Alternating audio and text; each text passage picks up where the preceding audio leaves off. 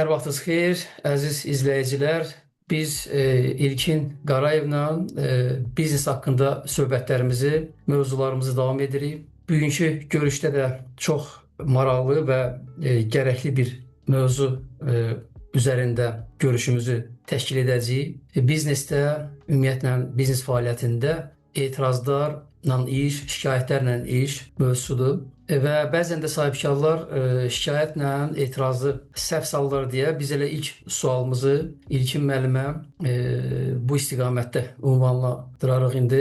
İlkin müəllim, hər vaxt xeyir, necəsiz? Salam, xoş gördük. Emin müəllim, çox sağ olun. Sizi də, izləyicilərimizi də salamlayıram. Hər şey qaydasındadır. Çox maraqlı mövzudur, həmişəki kimi, böyük məmnuniyyətlə. Mən də öz təcrübəmlə, bildiklərimlə bölüşməyə hazıram. Əla. Şübhə etmirik, İlkin müəllim çox böyük həssaslıqla bu görüşlərə qoşulur, hazırlaşır. Niyyəti, istəyi ölkə sahibkarlarına, kiçik orta bizneslərə faydalı kontent ötürməkdir, faydalı bilik və təcrübələrini ötürməkdir. Məhz bugünkü görüşdə o niyyətə xidmət edəcək inşallah. İlkin müəllim, müştərilərin şikayətləri ilə etirazları arasında fərq nədir? Bəzən sahibkarlar bunları elə bir məsələ kimi görürlər və bunların emalı, cavablandırılması da eyni köklə yanaşırlar, eyni məsələ kimi baxırlar. Burada fərqləri nədir? Oxşar cəhətləri nədir? Zəhmət olmasa elə mövzumuza elə bu sualla başlayaq. Bəli, çox maraqlı mövzudur və maraqlı sualdır. Doğru deyirsiniz. Bir çox hallarda bu iki məfhum qarışdırılır bəzi insanlar tərəfdən. Bəzi hallarda bu baş verir. Bunların arasında oxşarlıq böyükdür. Bəli, hər ikisi müştərinin narazılığıdır. Amma əsas fərq nədən ibarətdir? Bu vaxt baxımından birinci onu qeyd eləmək lazımdır ki, etiraz satış prosesinin bir mərhələsidir. Yəni, satış prosesini əgər şərti olaraq biz mərhələlərə bölsək, biz məsələn daha çox 6 mərhələyə bölürük. Yəni, hazırlıq, ilk əlaqənin qurulması, müştərinin ehtiyaclarının müəyyənləşdirilməsi, müştəriyə məhsul və yaxud xidmətin təqdimatı və ondan sonra etirazlarla iş və nəhayət, deməli, satışın həyata keçirilməsi. 6 mərhələ. Bu, 5-ci mərhələsidir satışın. Amma şikayət isə müştərinin bu xidməti və yaxud məhsulu aldıqdan sonra onda yaranan narazılığın ifadə olunmasıdır. Yəni, bunların vaxt baxımından tamamilə fərqli vaxtlarda baş verir. Əgər müştəri sizin hələ müştəriniz deyilsə, sizdən məhsul və xidmət almayıbsa və almaqdan əvvəl narazılığını bildirirsə bu və ya digər məsələdə, bu onun etirazıdır. Əgər yox, müştəri artıq sizin müştərinizdir, sizdən mal məhsul alıb və yaxud xidmət alır və o prosesin əsnasında hansısa bir narazılığını ifadə edirsə, bu artıq şikayətdir. Bunların hər ikisinin, belə deyək, hazırlıq prosesi var, fərqlidir. Hər ikisində yəni bu etirazlarla və şikayətlərlə işlər var ki, xüsusilə də böyük şirkətlərdə bu ən vacib məsələlərdən biridir hesab edirəm və mənim də biznesdə ən sevdiyim mövzulardan biridir bu etirazlarla və şikayətlərlə iş mövzusu. Əla. Biz belə başa düşdük ki, şikayət məhsul alandan sonra, istifadəsindən sonra yaranmış narazılıqlardır. Amma satışı həyata keçirmək üçün siz dediyiniz kimi satış prosesinin tərkib hissəsidir. Bəli, tamamilə doğrudur. Və sonda olduğuna görə həm də görünür ki, İlkin müəllim, bu həll edici bir hissəsidir. Məhz bu etirazların cavabından sonra çox güman ki, biz doğru cavab versək, satışımızı icra edərik. Burada bir maraqlı bir nüans var. İstərdim ki, qısa da olsa ona da toxunaq. Ümumiyyətlə, etirazlar mövzusuna deməli qayıdarkən, etirazlar ümumiyyətlə kökü nədir? Nədən irəli gəlir ümumiyyətlə etirazlar? Məsəl üçün, ola bilsin bizim təklirimizin bir unikallığı yoxdur. Rəqiblərimizdən seçmirik də, misal üçün. Və yaxudsa ola bilsin ki, marketinq fəaliyyətimiz nəticəsində kontentlərimiz reallığı əks etdirmir. Müştəri bir şeyi görür və başqa bir şeylə qarşılaşır bizim təqdimat. Tez-tez baş verir bu. Hə. Tez-tez baş Bu verir. tipli məsələlər haqqında zəhmət olmasa deyərdim ona ki, burada çox vacib məsələ var ki, mütləq deyil ki, etiraz olsun. Biz bəzən özümüzə bəzi yoldaşlar hədəfləyir ki, etiraz varsa yaxşı bir şeydir. Varsa deməli marağı var məhsula, etiraz varsa bu öz yerində. Bununla işimiz yoxdur. Amma ümumiyyətlə bunu minimuma endirilmək üçün axı müəyyən bir profilaktik tədbirlər görməliyik. Bayaq qeyd etdiyim o iki məsələnin misalında. Yəni biz bu baxımdan məhsulla, reklam kontenti ilə bağlı və yaxud ümumiyyətlə hansı fəaliyyətlər daha göstərməliyik ki, etirazları minimuma endirək. Yəni çox olmağı özü də bir yaxşı bir şey deyil. Tamamilə. Ümumiyyətlə dediyimiz kimi etiraz satışın bir hissəsidir, tərkib hissəsidir və bayaq sadaladığım satışın mərhələlərində, əvvəlki mərhələlərində buraxılan səhvlər etirazlar mərhələsində satıcının qarşısına çıxır. Misal üçün, siz tam hazırlıqlı deyilsiniz, məhsulunuz haqqında yaxşı təqdimat eləyə bilmirsiniz, siz məsəl üçün deyək, bazardan məlumatsızsınız, rəqiblərinizin qiymətlərindən xəbəriniz yoxdur, müştərinin ehtiyaclarını müəyyən eləyərkən yaxşı dinləməmisiniz, düzgün suallar verməmisiniz, məhsulun təqdimatını düzgün aparmamısınız. Bunlar hamısı etirazlar mərhələsində gəlir çıxır bizim qarşımıza. Və onda əlbəttə ki, belə bir söz də deyirlər ki, əgər bir müştəri bir məhsul və ya xidmət üçün sizə müraciət eləyirsə və sonda həmin məhsul xidməti sizdən almayıb gedirsə, bunun yalnız bir səbəbi var. O, hansısa etirazlarını siz dəf eləyə bilmədiniz. Bəli. Yəni, bu məqsədlə gəlmişdi ki, alsın. Amma almadısa, deməli, onun hansısa cavablandırılmamış etirazı qaldı deməkdir. Yəni, etiraz satış üçün o qədər vacib bir məsələdir. Ona görə də biz həmişə təlimlərdə danışanda bu məsələyə kompleks yanaşırıq. Çünki bu satış texnikasında etiraz xüsusi yer alır. Və hər mərhələdə gələcək etirazları nəzərə alaraq yanaşanda biz etirazlar mərhələsində minimum etirazlarla rastlaşırıq. Bəli, bax. Misal üçün deyək, tutalım ki, müştərinin ehtiyaclarını dinləyərkən biz nə edirik? Adətən ona açıq suallar veririk. Açıq suallar verib müştərini danışdırırıqsa, o artıq bizə müəyyən məlumatlar verir. Onun narahatçılığı nədədir, onun gözləntiləri nədir, nəyi necə görmək istəyir, bizim məhsulu alanda onu narahat edən məsələ nədir? Biz bunların hamısını özümüz üçün gərək ya beynimizə, ya bir indi satışın yerindən, dərinliyindən, məhsulundan və xidmətindən asılı olaraq bu dəyişə bilər. Amma bir mənalı surətdə yadda saxlamalıdır satıcı onları. Ki, birincisi təqdimatda onların bir hissəsini aradan götürsün. Bax, bayaq siz dediniz ki, məhsulda bu xüsusiyyətlərin olması sizin üçün vacibdir. Bax, təqdimatda deyir ki, bəli, bizdə məhsulda bu var. Siz bayaq qeyd elədiniz ki, qiymət də ödənişi hissə-hissə ödəmək olarmı? Mənim üçün aylıq bölünsə yaxşı olar. Bəli, bizdə bu da var. Bu artıq mümkün gələcək etirazların qarşısını etirazlar mərhələsinə qədər almaq deməkdir. Amma biz bunları hamısında səhv buraxırıqsa, etirazlar mərhələsində həmin suallarla qarşılaşırıq və həmin vaxtda biz artıq düşünməliyik ki, müştərinin etirazlarına necə cavab verək. Əslində, etirazlardan qorxmaq da lazım deyil. Çünki etiraz normal bir şeydir və bir söz də deyirlər ki, əgər müştəri sizə heç bir sual vermirsə, heç nəyə etiraz eləmirsə, bəlkə də o almayacaq. Çox nadir hallarda olur. Çox güman ki almayacaq. Çox güman ki almayacaq. O sizdən məlumat öyrənməyə gəlib. Yəni və yaxud onun real marağı yoxdur. Əksinə insan əgər sual verirsə, maraqlanırsa, bu o deməkdir ki, o real doğrudan da müştəridir və bu məhsulu və yaxud bu xidməti almaq istəyir. Ona görə də bu normal halda insan sual verməlidir.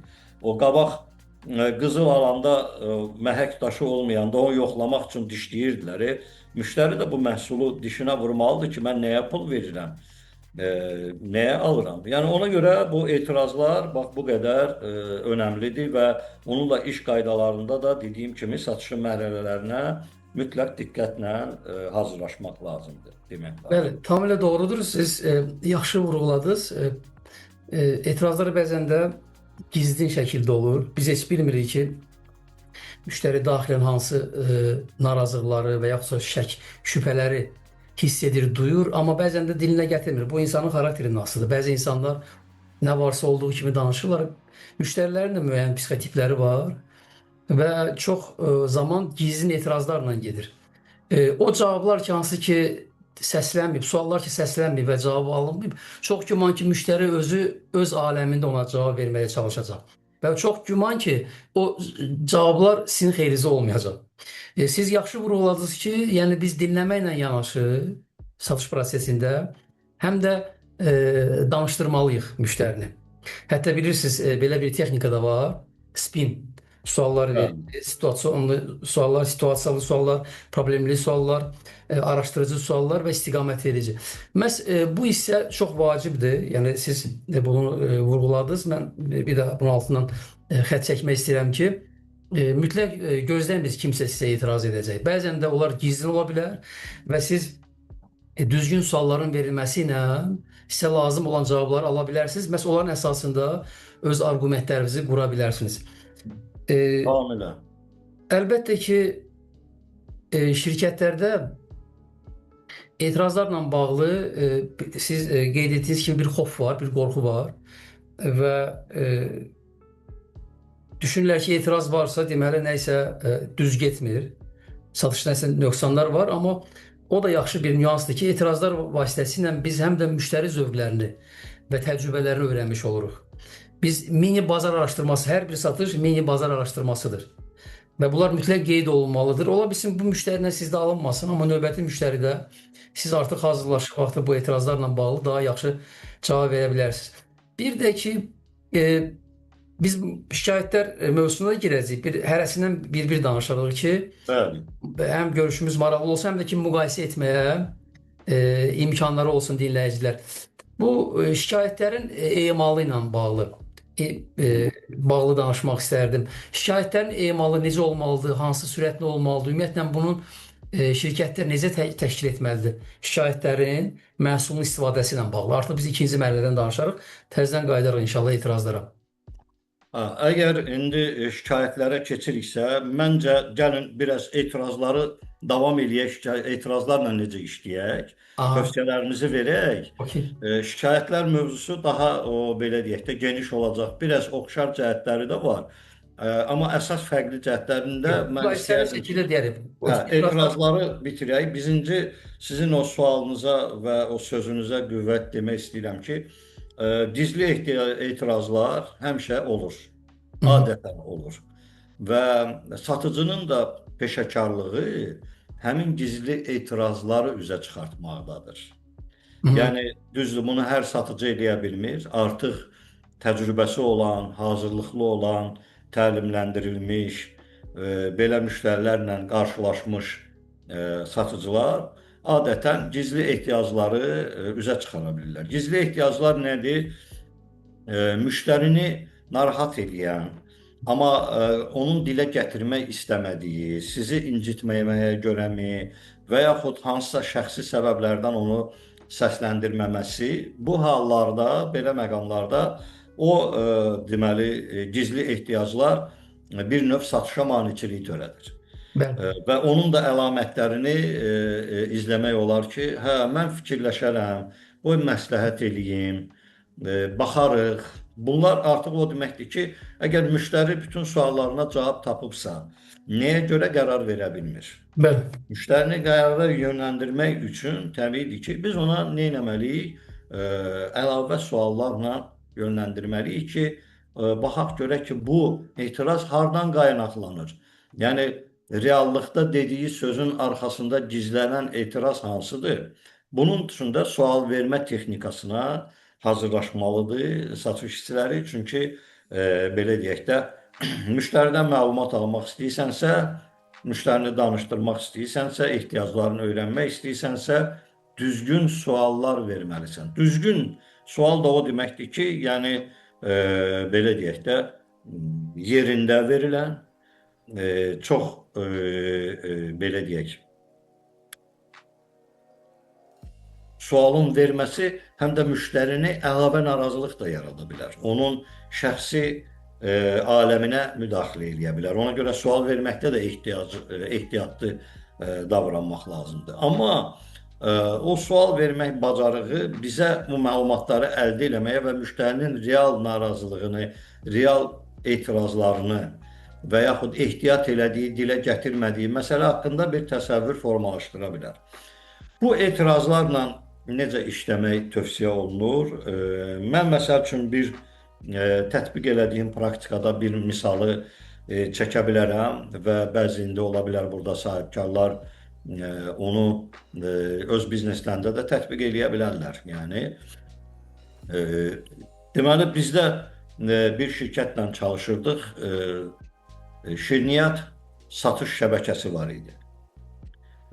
Və o bazara yeni girəndə bəzi deməli şirniyyat dükanlarında satışlar gözlənilən səviyyədən aşağı idi. Və bunların da səbəblərin mağaza müdirləri, deməli dükan müdirləri deyirdilər ki, bu bizim müştəri belə deyir, elə deyir. Biz qərar verdik ki, onlar üçün bir təlim edək. Bir baxaq görək ki, əvvəl onlar satış texnikasını bizim satıcılar, buradakı satıcılar nə dərəcədə bilir. Və əvvəl o satış texnikasını verəndən sonra biz başa düşdük ki, etirazlar çox vacib bir məsələdir bu satışın baş tutmamasından. Etirazlarla bağlı əlavə təlim elədik. Və təlimdən sonra biz nə etdik? Mən deməli bu assistentlərə, köməkçilərə xahiş elədim və tapşırıq verdik ki, hərəniz öz işinizdə ən çox rast gəldiyiniz 5 etirazı yazın. 5 etirazı yazın və onlar yazdılar və bir-bir biz başladıq onları lövhədə yazmağa. Oxu etirazlarını, 5 dənəsini oxudu. İkincidən deyirik ki, artıq təkrar olunan etirazları yox, təkrar olunmayan nə qaldısa denən yazaq. Belə-belə heç axırıncılara gəlib çatmadıq. Demək olar ki, hamının etirazları bir hardasa 12-14 etiraz, hamıda eyni üst-üstə düşən etirazlar çox oldu. Sonra mən o komandaya tapşırıq verdim. Dedim, indi bu 14 etirazın hər birinə 3 ən yaxşı cavab variantınız hansıdır, onları yazın. Onların da yazdıkları cavab variantlarını assistentlərə verdik, abrabotq elədik. Təlimdən sonra oturduq bir yerdə müzakirə elədik və hər etiraz üçün ən yaxşı 3 cavab variantını səsə qoymaqla seçdik. Yəni burada mağaza müdirləri də var idi və s. Sonra onları çap elədik. Payladıq bütün dükanlara. Onların bir növ belə içərdən o piştaxtadakı yerlərinə yapışdırıb vurmuşdular ki, müştəri bunu deyəndə, çünki məlum oldu ki, müştəri misal üçün deyəndə, gəlib birində deyəndə ki, sizdə qiymət bahadır. Misal üçün deyirəm, ən çox rast gəlinən etiraz nədir? Qiymətə olunan etirazdır. Hərə özü yerində improvizasiya eləyib bir cavab verir. Biri deyir ki, bizim dükanımız yaxşıdır ona görə. Biri deyir, nə bilim, onların keyfiyyəti pisdir ona görə. Üçüncü deyir, nə bilim, başqa bir şey. Hərə bir söz deyir də. Yəni bir növ, bir korporativ mədəniyyət, korporativ yanaşma, korporativ informasiya ötürülməsi yoxdur. Və bu halda isə artıq sənə başını sındırmaq, müştəri bu etirazı edəndə mən buna nə cavab verim demək yoxdur. Bekar olan kimi onlar oturub oxuyurdular onu və eyni zamanda biz bu hazırlıq prosesində nə etdik? Tutalım ki, baxdıq ki, bəli, ən çox etiraz hamı deyir ki, bax, müştəri deyir ki, bahadır. Və nə edək? Biz götürdük 5 əsas rəqibi, tapşırıq verdik ki, onların hamısında, məsəl üçün, bizimlə eyni olan şirniyyatlar var da. Tutalım, bu tort bizdə də var, o rəqiblərin hamısında da var.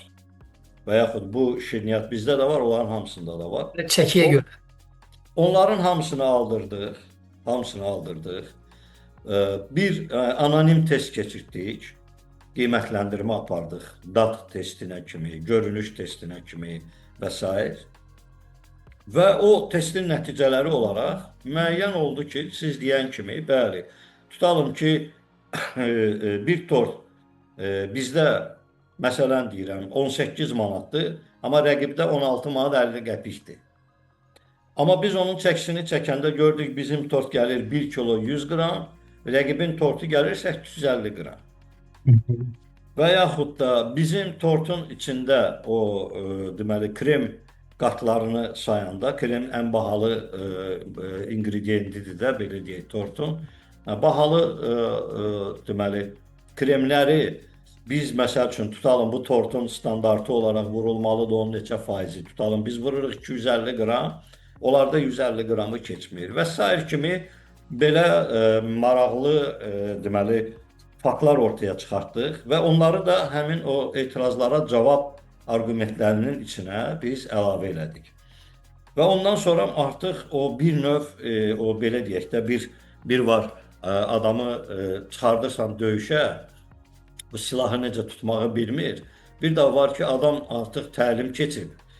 6 ayda hazırlaşır. O artıq döyüşə girəndə o şir kimi girir də. Yəni artıq özünə arxayındır. İndi ondan sonra satıcılarımız o şirkətdə də yəni tamamilə başqa səviyyədə özlərini hiss edirlər və deyirlər ki, siz elə bir bizə o silahları verdiniz də. Biz indi müştərinin qabağında qalırdıq, bilmirdik nə deyək. İndi əlimizdə bu qədər arqument var. Biz müştərini rahatlıqla inandırırıq. Misal üçün müştərinin biri deyəndə ki, falan yerdə sizdən ucuzdur tort. Orada deyir ki, mənim bəli düz deyirsiniz. Amma siz oradan tort alıb çəkmisinizmi onun çəkisini? Yeyib dadına baxmısınızmı? Bizim tortda bu var, bu var. Artıq müştərinin o etirazları, o narahatçılığı həmin arqumentlərlə aradan qalxırdı və daha çox satmağa nail olurdular. Yəni ona görə bu bir praktikada olan misaldır ki, bunu çox sadəliklə, rahatlıqla şirkətlər özlərində tətbiq edə bilərlər. Bəli, tamamilə doğrudur. Bu bir satış prosesinin tərkib hissəsi olduğuna görə və bayaq qeyd etdiyimiz kimi ən vacib bir mərhələ olduğuna görə ondan sonra qərar verilir, alıram yoxsa almıram. Faktiki olaraq birbaşa bizim satış dövrəsinə təsir göstərən amildirsə, deməli şirkətlər bundan çox ciddi şəkildə məşğul olmalıdırlar. Əgər bax siz misal çəkdiniz, dediniz ki, bir müddətdən sonra əslində mən düşünürəm hətta siz biraz da tez başlamalıydınız həmin o fəaliyyəti göstərməyə. Bəli. Bu məlumatların toplanması ona görə ki, satışda doğrudan da ən çox etiraz mövzusuna qiymətlə bağlı olur. Yəni siz doğru buyursunuz. Ona görə ki, iqtisadi məsələlər burada var. Eyni zamanda insanlar özünü alınmış hiss etməmək üçün qiymətə həmişə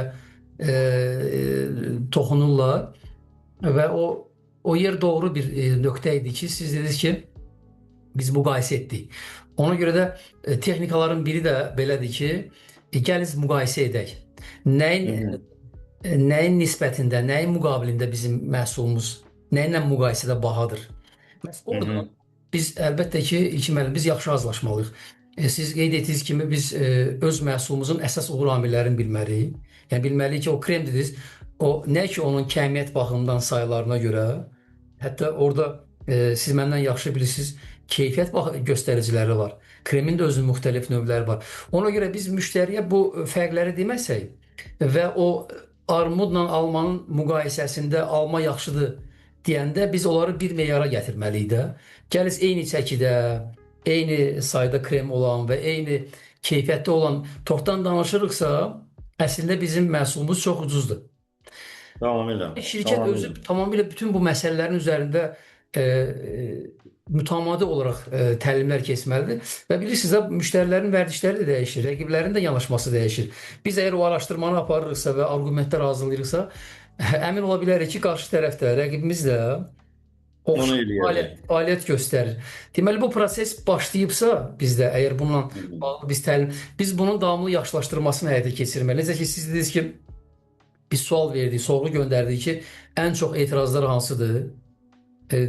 Siz ondan sonra deyəyin ki, hər ay nəticəsini görəndən sonra bu sorğunu hər ay göndərmisiniz.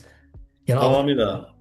Yəni təzə suallar varmı? Təzə etirazları varmı? Yəni və baş ofisində, yəni idarə heyətinin və yaxudsa satış direktorunun kiçik şirkətlərdə hətta sahibkarın özünün birbaşa səlahiyyətlərində vəzifə səlahiyyəti, vəzifə öhdəliklərinin içində olmalıdır ki, şirkətdə vahid etirazlarla cavab mexanizmi formalaşsın. Hətta iki satıcı müxtəlif etirazları cavablandırırsa, hətta ikisi də yaxşı cavablandırırsa, o da yaxşı bir şey deyil. Ona görə Bəli. müştəri deyir ki, bəs sənin iş yoldaşın bayaqlar başqa bir söz demişdi. Üstə düşəndə həqiqət olur. Fərqli həqiqətlər deməli həqiqət deyil. Üstə Tamamilə.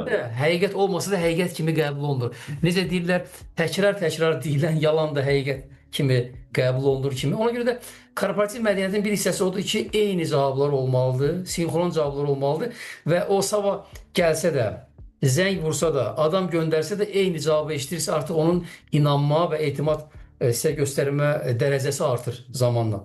Buna görə bu bir mərkəzdən idarə olması çox vacibdir və sahibkarlar bunu satış menecerinin öhdəsinə buraxmamalıdır. Düşünməməli, məndə orada bir dənə satıcı var, elə müştəriləri yola verir, elə onlara rahat cavab verir, o bir yerə qədərdir. O satış menecerinin nastreniyası olana qədər, yerində, iş yerində olana qədər, işi tərk etməyənə qədər Bəli. tapana yığmalısınız bir mənbədə ki, və zamanla da bunu təkmilləşdirməlisiniz. Yəni bu baxımdan da çox vacib mövzudur bu şirkətdə buna əgər diqqət ayrılırsa. Bir də ki, burada ssenariləşdirmə məsələsi var. Siz o kağızı dedinizdə, əgər biz öncədən hansı etirazlar varsa bazarda, müştərilər hansı etirazlarla bizi deməli atəşə tuturlarsa, biz bunu qabaqcadan hazırlaşmış olsa, bizim həm də bir emosional tərəfdən bir özümüzü itirməyəcəyik, özgüvənimiz artır. Sadəcə düşünür, fikirləşir, qızarır, bozarır. Ssenariləşdirəndən sonra siz əksinə bunu gözləyirsiniz ki, bu sual verilməlidir. Mən biraz da qabağa getmək istəyirəm. İlkin mənim. Burada bir mövzu var. Mən son zamanlar bunu bizim daxili komandada tətbiq edirəm. Adını fikirləşdim, bilmədim nə qoyum. Düşündüm, bunun adını qoyum Aikido. Etirazlardan da biraz qabağa getdiyimizdir ki, bu etirazlar ki gəlir. Misal üçün deyirlər ki, təhlükəsizliklə bağlı siz nə düşünürsünüz məhsulla bağlı? Bizə standart cavabımız ola bilərdi. Amma Aikidosu biraz fərqlidir. Etirazların cavablandırmasında bir balaca düzəliş elədi. İndi sizə də deməli bu barədə elə bir ki məlumat verim. Biz də öyrənmək istəyirəm ki, mən onun bir etirazından bizim digər dəyərləri qabardıb, fürsət tapıb qabardıb ona çatdırmaq. Təhlükəsizliklə bağlı sual verirsə biz cavab veririk ki, biz ən təhlükəsizliyi öz yerində. Amma biz bununla 23 ildir məşğuluq. Əgər biz təhlükəsizliyə cavab verməsəydik, bizlə 500-dən artıq şirkət işləyərdimi? Burada mən şirkətlərin sayını göstərirəm. Bəli. Tamamilə. Aikidoda, yəni PR kimi istifadə edirəm də. Mən etirazı qəbul edirəm, etirazı cavablandırmaq deməli istiqamətində eyni zamanda fürsətdən istifadə edib, nə qədər söhbət açılıbsa, buna bənzər, buna bağlı, bununla əlaqəli digər bizim əsas uğur amilləri də qarşı tərəfə yüklədim. Bu da bilirsiniz nəyə xidmət edir? Düşünürəm ki, gizlin etirazlar, hansı ki ola bilər. O gəmi döyüşü var, Morskoy boyunda. Biz ətrafında qırıq bir yeri başlayırıq onun qırağını da vurmağa ki, ola bilsin orada da gəminin digər elementləri olsun. Burada ola bilsin ki, o etirazla əlaqəli başqa etirazlar varsa, biz fürsətdən istifadə edib onları da cavablandırmış oluruq. Tamamilə doğru deyirsiniz. Elə bax sizin dediyinizə qüvvət, həmin o şirkətdə bizdə nə baş vermişdi? Məsəl üçün etirazlardan da biri bu qidanın təhlükəsizliyi ilə bağlı idi. Ki, bunu görəsən necə pişirirlər, harda eləyirlər, nə eləyirlər. Biz ondan sonra araşdırdıq, baxdıq, gördük ki, bizim rəqiblərdən əsas üstün xüsusiyyətlərimizdən biri də odur ki, biz qida təhlükəsizliyi üzrə beynəlxalq ISO standart almışıq. Və o standarta uyğun biz onu nə vaxt başlamışdıq? Hələm istehsal yerini açmamışdan əvvəl. Ona görə də biz o məsləhətçilərin deməli göstərişi ilə, onların verdiyi tövsiyələr əsasında bizim istehsal sahəmiz tam beynəlxalq qida təhlükəsizliyi standartlarına cavab verir. Misal üçün deyək, tutalım ki, həmin istehsal sahəsində bir kvadrat metr yerin döşəməsi 56 dollara başa gəlirdi. Xüsusi mikrob əleyhinə stıkları olmayan, aralıqları olmayan, qida təhlükəsinə cavab verən materialla örtüklər olmalıdır. Yəni mən bir misalı çəkdim. Tutalım orada ayrıca yumurta otağı var idi ki, yumurtalar sexə girməmişdən qabaq əvvəl dezinfeksiya olunmalıdır, ondan sonra girməlidir. Və başa düşdük ki, bu bizim rəqiblərimizin çoxu bunu eləmir. Və ondan sonra başladıq nə etməyə? Müştərilərə təklif edirdik ki, biz hər ayın deməli filan günləri, həftənin filan günləri bizim istehsal sahəsinə ekskursiya təşkil edirik və deməli gəlmək istəyənləri filan ünvandan özümüz maşınla götürürük, avtobusla aparırıq istehsala, proses çəkir 2 saat. Orada sizə hədiyyələr veriləcək, siz bu prosesi gözünüzlə görəcəksiniz. İştirak etmək istəyərdinizmi? Və o müştərilərdən bəziləri deməli öz arzularını bildirirdilər və biz onları nə edirdik? Aparırdıq sexə. Onlara o bütün prosedurları əvvəl o təlimat verilirdi ki, xahiş olunur bunu eləyin, onu eləməyin, filan şeyi əl vurmayın, filan. Və o deyiləndən sonra, dezinfeksiya olunandan sonra onlar sexə girirdilər, bütün prosesi keçirdilər. Sonra onlara bir stolda özlərinə əlcək geyindirib müəyyən şirniyyatı hazırlamaqla bağlı master klass keçirilirdi yarım saat. Çıxanda da hərəsinə bir dənə şirniyyat deməli paketi hədiyyə verilirdi və o adamlar artıq sizin üçün bir növ belə deyək, gəzən reklam rolunu oynayırdılar. Onlar artıq gözləri ilə gördüklərinə artıq həm təhlükəsizlik ümumiyyətlə o haqda düşünmürlər. Hətta başqalarına da deyirlər ki, yox qardaş, orada başqa cürdür. Mən getdim gözümlə gördüm. Yəni bu o sizin sözünüzə elə qüvvət demək istəyirəm ki, bu da bir metoddan biridir ki, öz üstünlüyünü əlavə o qabardaraq müştərinin mümkün yarana biləcək və yaxud gizli ehtiyaclarını da belə dəf etmək üçün istifadə etmək texnikası kimi. Hətta məktəblərdə proqram etmək olar ki, əmək dərsləri gəlsinlər, master klasslar sizin olan yəni obyektdə keçə bilərlər. Bunu da ictimaiyyətə yaymaq olar. Həm də ki, yeni nəsil alıcı yetişdirirsən də məktəbdən deməli xanımları, qızları o konditer bişirməyi öyrədirsən və bir-birində bağlılıq yaranır. Yaxşı bir ideyadır. Belə yaxşı. Elə onu yeri gəlmişkən bir əlavəsini də deyim. Biz orada deməli bilirsiniz də uşaq evlərində qalan uşaqlar 18 yaşından sonra sərbəst buraxılırlar da. Yəni onlar artıq real həyata atılırlar və onlara artıq o dəstək olmur.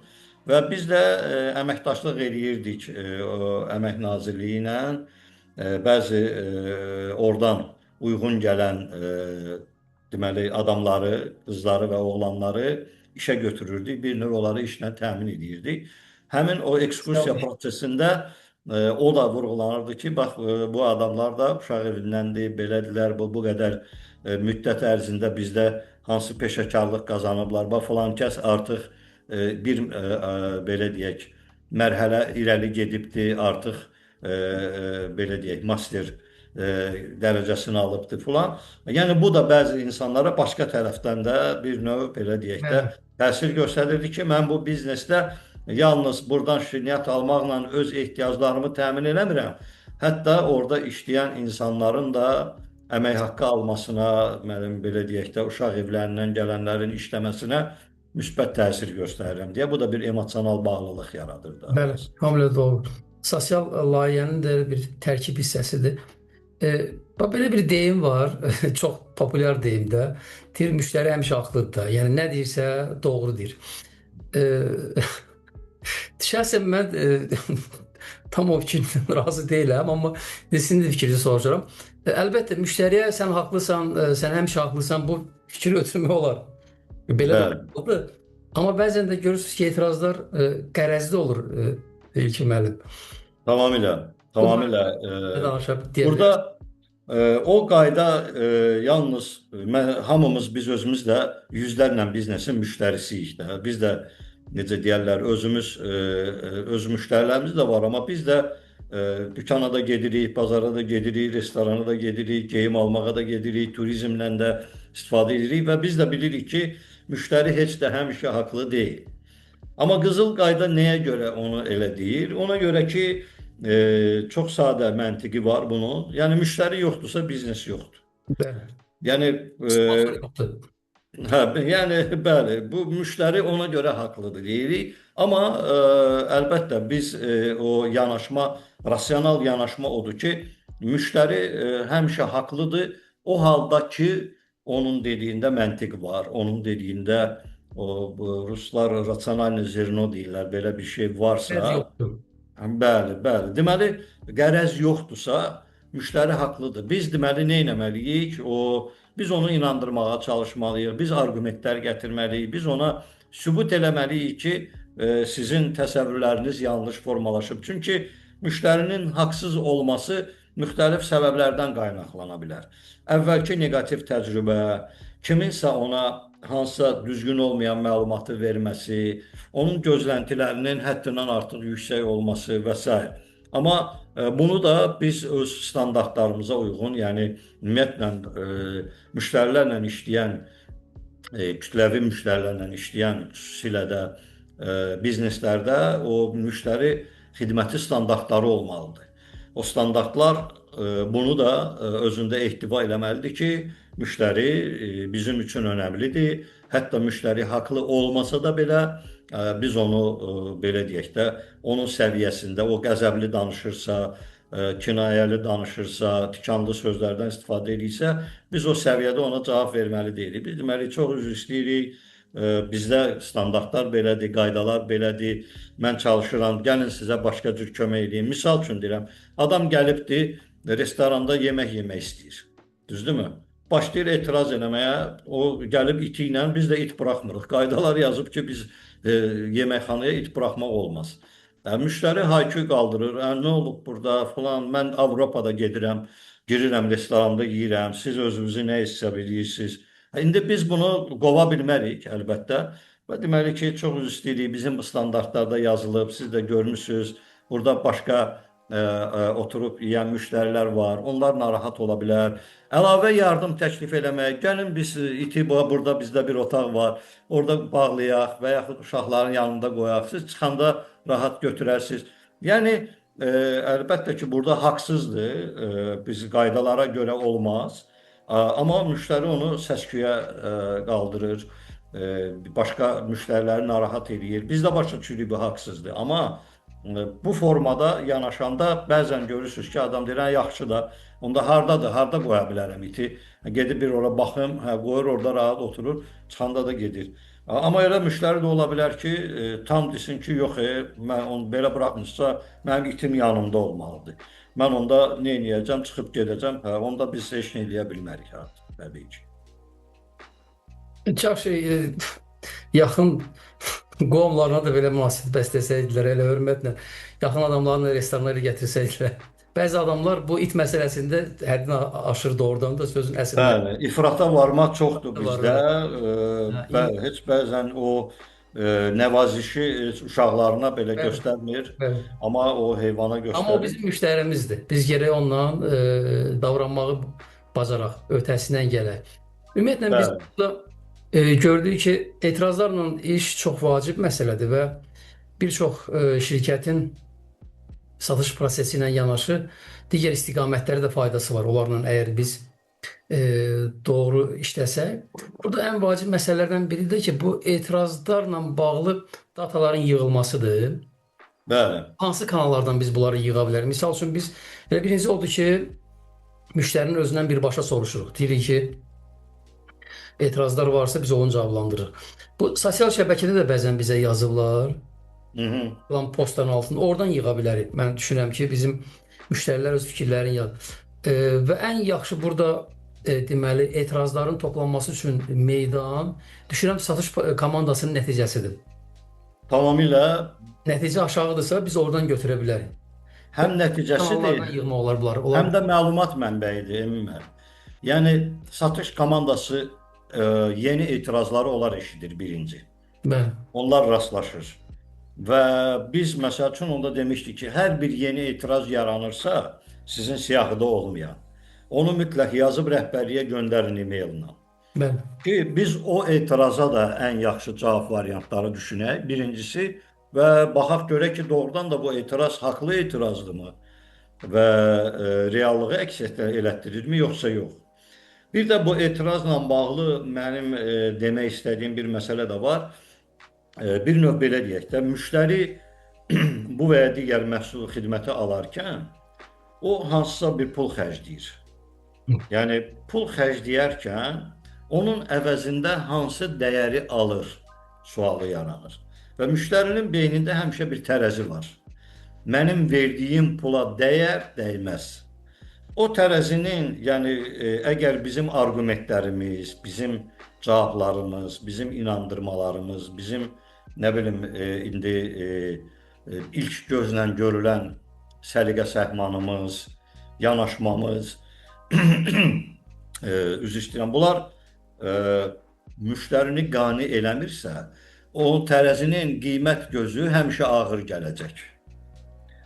Amma biz nə etməliyik? Yəni satıcı bu beynində onu həmişə düşünməlidir ki, mən dəyər gözünə nəsə qoymalıyam ki, dəyər gözü ağır gəlsin. Nə vaxt ki, dəyər gözü qiymətdən ağır gəldi, müştəri onda qiymətə etiraz eləməyəcək. Yəni düz deyirsiniz, qiymət çox vacib amildir, amma əvəzində siz filan şeyləri əldə edəcəksiniz. Və bu sizə imkan verəcək ki, arqumentlər. Yəni ümumiyyətlə etirazlarla işləyərkən ən vacib bacarıq inandırmaq bacarığıdır. Yəni satış işçisi üçün. İnandırmaq bacarığı da nədən formalaşır? Onun da qaydaları var. Düzgün arqumentlərlə, dinləmə bacarığı. Bu arqumentləri toplamalıdır satış işçisi. Beynində həmişə onlar onun belə deyək də, bir növ hər satışda siz dediyiniz kimi bir təlim kimi keçməlidir. Hansı arqument necə belə deyək, reallıqda necə işləyir və orada da bir qayda var ki, 10 ümumi arqument gətirməkdənsə bir yerinə düşən arqument kifayət eləyir. Onu demək daha yaxşıdır. Nəinki mən ümumi arqumentlər gətirirəm ki, tutalım müştəri qidaya deməli hansısa etiraz edirsə təhlükəsizliyinə, biz deyirik ki, amma əvəzində bizdə krem daha çoxdur. Amma bu deyir, bu təhlükəsizlikdən danışır. Deyir ki, amma əvəzində bizim satış mağazalarının sayı daha çoxdur. Yəni bu ümumi arqumentdir. Yəni bunun məsələyə aidiyyatı yoxdur. Satış işçisi yerinə düşən arqumenti yerində, vaxtında müştəriyə cavab verməklə onun etirazlarını dəf edə bilir. Bunun üçün də dediyim kimi daim o insan beynində həmişə saxlaya bilmir. Onlar qeydiyyata alınmalıdır, o arqumentlərin cavabları olmalıdır, onlar mütəmadi şəkildə yoxlanılmalıdır. Yeni etirazlar meydana çıxdıqda rəhbərliyin bundan xəbəri olmalıdır. Kiçik biznesdə bunu daha rahat eləmək. Çünki rəhbər özü dükanında hər gün olur, müştəriləri görür, baş verənlərdən məlumatlı olur. Amma böyük şirkətlər olanda, tutalım sizin 10 dənə, 12 dənə, 20 dənə dükanınız var. Sizin menecer kimi, rəhbər kimi müştəri ilə aranızda bir neçə mərhələ menecerlər var. Hansılar ki, o negativləri, satış prosesində baş verən problemləri, özlərinin etinasızlıqlarını, özlərinin yanlışlıqlarını, müştəriyə düzgün yanaşmamalarını sizdən gizlətməyə çalışacaqlar. Və sizin də o belə deyək də bir növ döyüş meydanında nə baş verir, mənim xəbərim yoxdur, amma mən burada oturmuşam, özümü belə deyək də komandan hiss edirəm. Deyirəm ki, bu cəbhənin komandanı mənəm, amma xəbərim yoxdur ki, cəbhədə nə baş verir. Yəni həmin şeyə bənzəyir. Ona görə şirkət böyüdükcə miqyaslandırma üçün xüsusilə bu məsələlər çox böyük əhəmiyyət daşıyır. Bəli, tamamilə doğrudur. Hətta biz ötən görüşlərin birində biz müştəri imtinları və yaxudsa bizdən əməkdaşlığı dayandıran müştərilərlə iş mövzusunda bir video çəkilişimiz vardı. Orada belə bir fikir də var idi ki, yəni müştərilərlə təmasda olan, onların etirazlarını cavablandıran insanların gərək olduqca güclü səbri olsun. Etika, əxlaq məsələləri üçün hətta sahibkar özündən daha əxlaqlı, daha etika yüksək sahib olan insanları müştərilərlə ünsiyyətdə deməli cəlb etməlidir bu prosesə. Ona görə ki, bəzən görürsünüz ki, etirazlar bəzən emosional, deməli, yüksək halla müşahidə olunur. Müştərilər qışqıra bilirlər, təhqir edə bilirlər, tənqid bir yana təhqir etməyə belə, hətta o məsələyə də keçirlər. Bax, burada bu emosional halda sadəcə hansı xüsusiyyətlər lazımdır? Necə deyil, ümumiyyətlə, müştərini? Bu çox vacib bir mövzudur. Ona görə ki, bəzən də biz çılğın, deməli, Qafqaz xalqları qrupuna aidıq. Ona görə də bəzən görürsünüz ki, biz şəxsiyə götürürük də. Bəzi satış menecerləri şirkət haqqında, məhsul haqqında deyilən şeylər öz şəxsi, deməli, ona deyilən söz kimi qəbul edir və çılğınlaşırlar və müəyyən bir konfliktlərə səbəb olur. Bu baxımdan nə tövsiyə edə bilərsiniz? Çox vacib məsələyə toxundunuz. Onu birinci qeyd edeyim ki, şikayətlər mərhələsində müştərilərin bax, o cür davranışları daha çox özünü göstərir. Çünki etirazlarda belədir ki, uzaqbaşı almayacaqlar. Hə, yəni çox dava eləmirsən, qardaş, almırsan, almadan.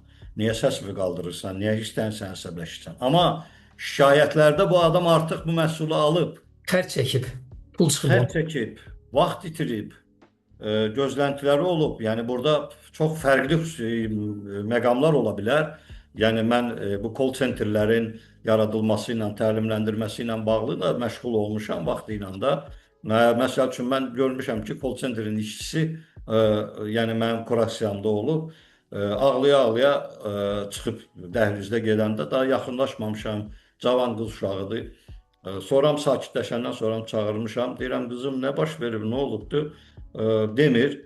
Müdürü deyir ki, müştəri ona qarğış edib. Müştəri qarğış edib telefonda, call centerdə, mən də onu çağırıb başda alıram ki, ay qızım, sən tanıyırsan həmin müştərini şəxsən? Deyir, yox. Deyirəm, o da səni tanıyır? Deyir, yox. Deyirəm, o sənə qarğış eləmir, o şirkətə qarğış eləyir, o bizə də eləyir qarğış. Sən bunu niyə özünə götürürsən? Bu olan şeydir, adam əsəbi olub, nəsə problem yaşayıb, emosional olub. Sən yəni tamamilə doğru qeyd elədiniz. Yəni bu şikayətlərdə mən bu məsələyə özüm toxunacaqdım, elə siz yeri gəlmişcə dediniz.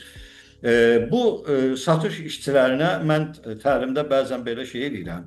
Deyirəm ki, sizcə satış işçilərinə hansı xüsusiyyətlər mütləq vacib lazımdır? Və bir tapşırıq kimi verirəm. Onlar özləri üçün hərəsi bir 3-4 xüsusiyyət yazır. Deyirəm, çox yaza bilirsiniz, çox yazın. 5 dəqiqə vaxt verirəm, 3 dəqiqə vaxt verirəm. Və o xüsusiyyətləri oxuyanda inandırım sizi 25-30-a qədər xüsusiyyət çıxır ki ortaya. Və bu xüsusiyyətlərin hamısını bir adamda tapmaq çox çətin məsələdir. Hətta o CEO-lara belə elə tələblər yoxdur ki, nə qədər satışçılarına var. Baxın, danışmaq qabiliyyəti, dinləmək qabiliyyəti, dil bilmək qabiliyyəti, xarici görkəmi, emosional cəhətdən tarazlı olması, səbirli olması, müştərilərin etirazlarını dəf eləyə bilməsi, dinləmə qabiliyyətinin də bilmirəm, dedim, demədim. Emosional zəka. Emosional zəka, nitq qabiliyyəti, təzyiq altında qərar vermə bacarığı və s. və s. Bunların heç birini deyə bilmirsən ki, nitq qabiliyyəti olmasa da olar. Və yaxud deyə bilmirsən ki, xarici görünüşü olmasa da olar.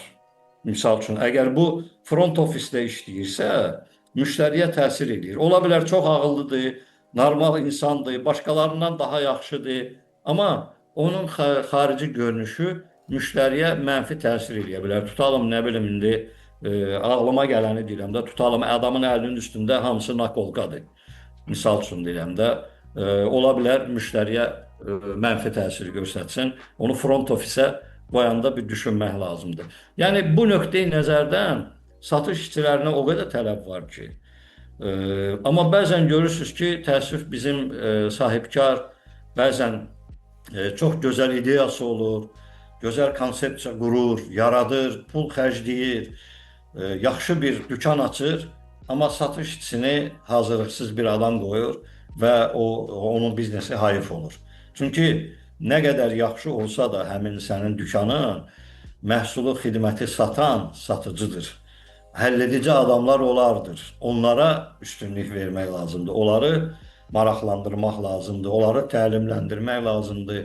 Onları xüsusi seçmək lazımdır. Onu da kiminsə ümidinə və yaxud ancaq HR-ın ümidinə, ancaq nə bilim qohum-əqrabanın ümidinə buraxmaq olmaz. Yəni bu çox vacib məsələdir hesab edirəm.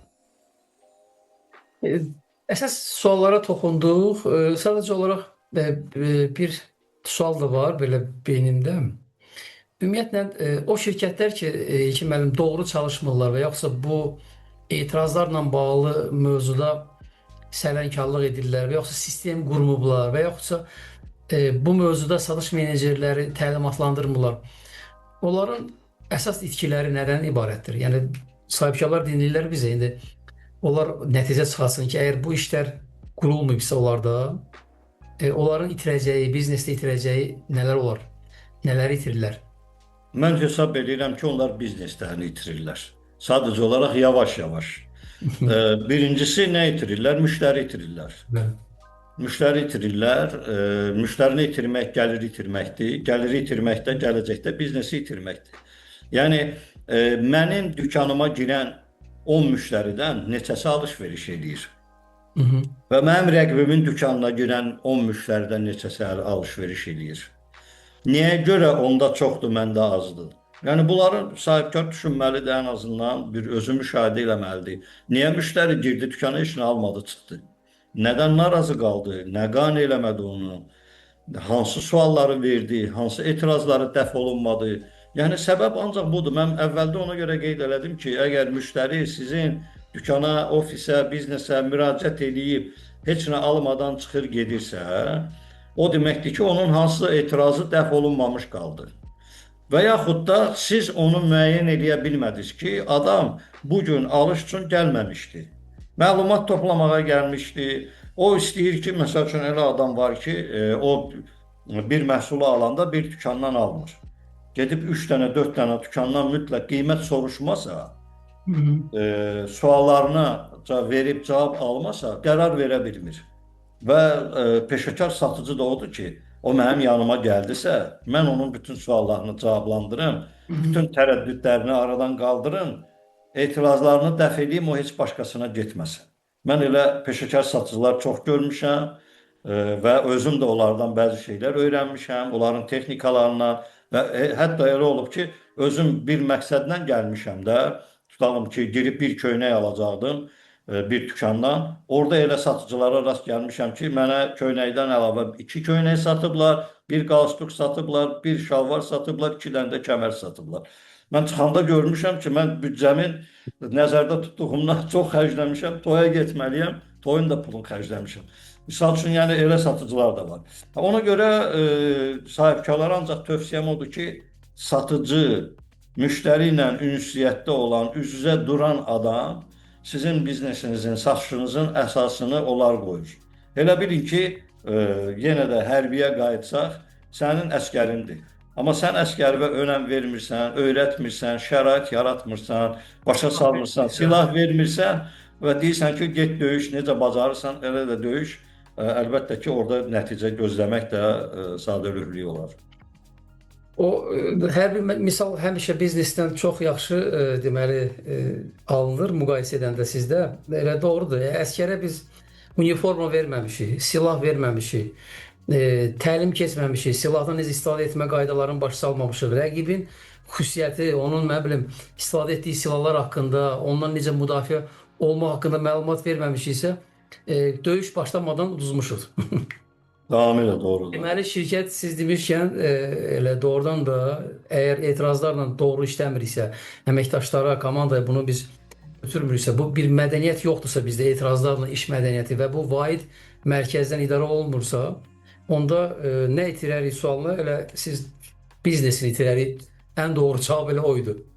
Bəli, mən belə başa düşürəm, belə görürəm. Çünki o dərinləşir, rəqabət artırsa bazarda, o deməkdir ki, müştərinin seçimi artır. Müştərinin seçimi artırsa, o deməkdir ki, müştəri hara meyllənir, o yerdə ki, özünü komfort hiss eləyir, o yerdə ki, onu kifayət qədər qənaət eləyə bilir vəsaitinə, o yerdə ki, onun verdiyi pulun əvəzində aldığı dəyər hesab eləyir ki, daha yüksəkdir. O adam o yerə gedəcək. Amma biz müştəriyə dəyər vermiriksə, onun narahatçılıqları bizi maraqlandırmırsa, onun etirazlarını dəf eləmək haqqında düşünmürüksə, biz yavaş-yavaş müştərilərimizi itirəcəyik və təbii ki, nəticədə o biznesə, rəqabətə tab gətirə bilməyəcəyik. Tamamilə doğrudur. Bir saatı artıq yaxınlaşdıq. Bir saatdır biz çəkirik.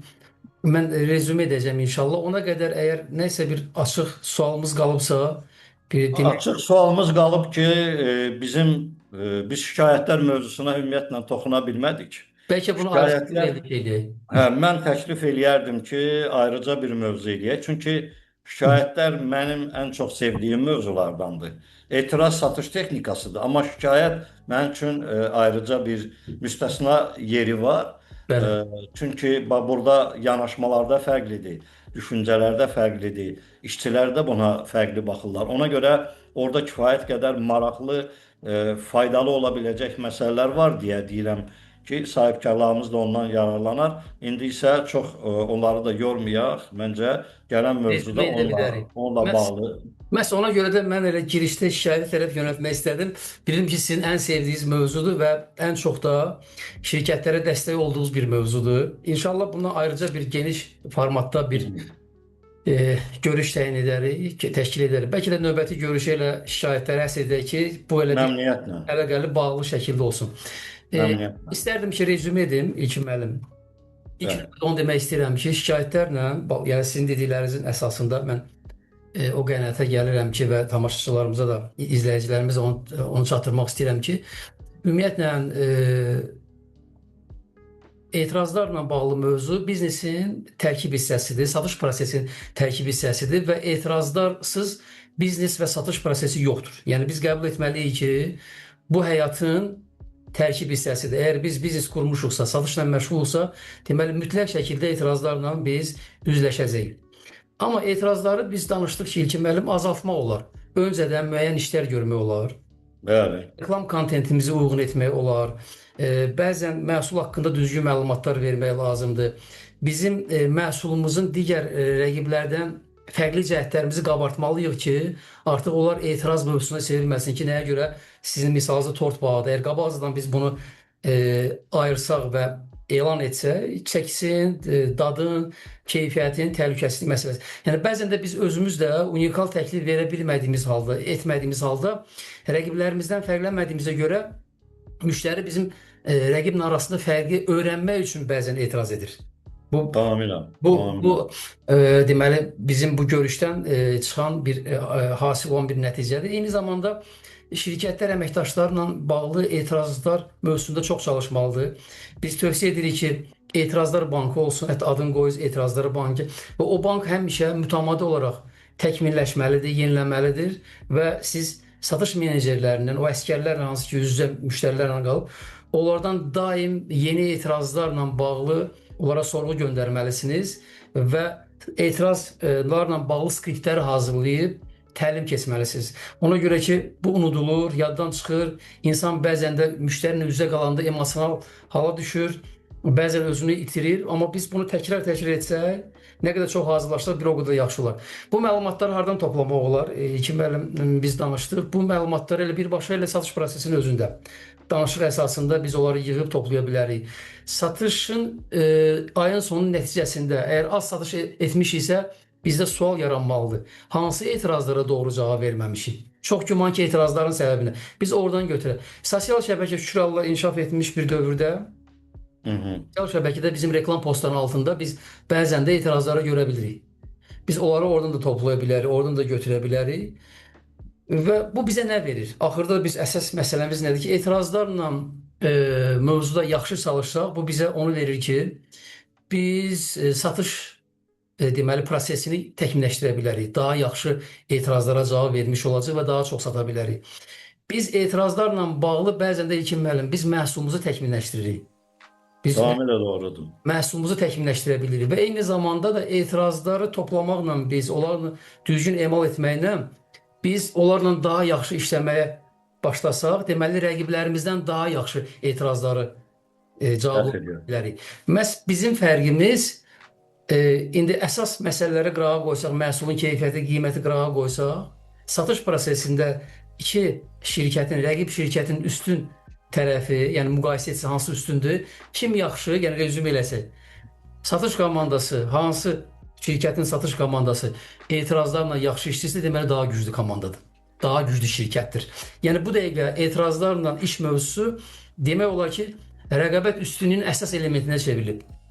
Tamamilə doğrudur və şirkətə həm rəqabət üstünlüyü verir, daha çox gəlir satış əldə etmək imkanı verir və eyni zamanda da müştəri, belə deyək də, indi ümumiyyətlə statistikada onu göstərir ki, müştərilər hara qaçır?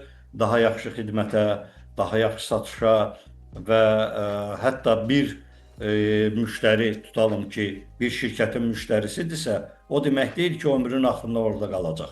O artıq təbiidir ki,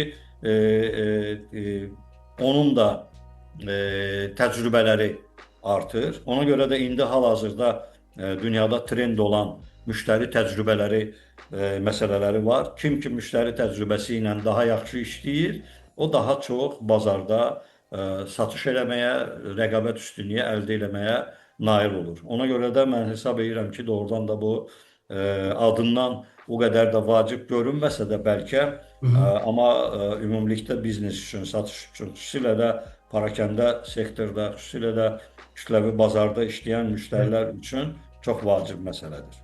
Bəli, tamamilə doğrudur.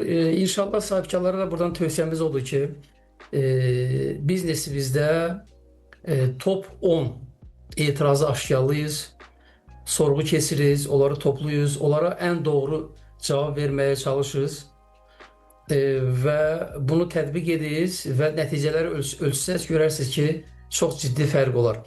Əgər bu işdə sizə dəstək lazım olsa, həmişə kimi İlkin müəllimin xidmətini mən sizə təklif edirəm. İlkin müəllim iri şirkətlərdə, böyük holdinglərdə bu işi çox yüksək səviyyədə təşkil edən şəxslərdən biridir və istənilən zaman siz müraciət edə bilərsiniz və o strukturu, o deməli biznes prosesləri, şikayətlərin və təkliflərin emalı olmasına bağlı strukturu, həmin biznes prosesləri sizin üçün rahatlıqla qura bilər, əməkdaşlara bununla bağlı təlim keçə bilər və əmin ola bilərsiniz ki, əgər bu işlər sizə düzgün qurulsa, satış dövriyyəniz, satışınız ən azı 2 dəfə artacaq. Buna mən əminəm, mən özüm bunu tətbiq etmişəm, İlkin müəllim dəfələrlə bu barədə söhbət etmişik və bunun nəticəsini biz əyani şəkildə görmüşük. Ona görə sizə də tövsiyə edirəm ki, bu metodlardan, bu texnikalardan istifadə edərsiniz və lazım gəlsə də müraciət edə bilərsiniz. Mən sağollaşıram sizlə. İnşallah növbəti mövzumuz şikayətlər mövzusu olacaq. İlkin müəllimin ən sevdiyi, çox istifadə etdiyi və yüksək səviyyədə şirkətlərə tətbiq etdiyi bir mövzudur. İnşallah gələn görüşənə qədər. Sağ olun. Sağ olun, salamat qalın.